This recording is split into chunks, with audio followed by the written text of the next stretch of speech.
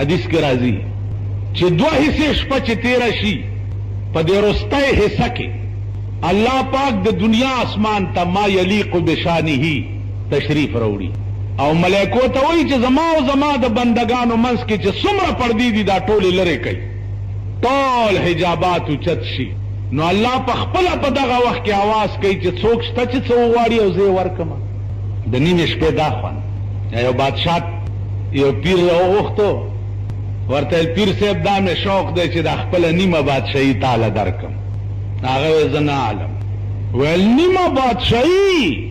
ویل نه عالم انسانو که نه. اوس دی خلق راوغواړه ورته لکه دا چواړیانو جمعداري ورته وایي دا کونسلران چې دي دا دله درکوم. خله به م واضح کي، ټیټ پاس به م شي، خیراتونه به وکړي چې ماله د چواړیانو جمعداري مفت میلاو شي. دا انسانان نه دي که چې انسان و بادشاہ ته وایي نیمه زه بادشاهي نیمه نه زه بادشاهي ول بادشاهي څنګه نه علي د خدای بنده چې ډېرې تنګ کړی دی. نو بزرگ ورته وایي چې چو چتر سنجری رخ بختم سیاه باد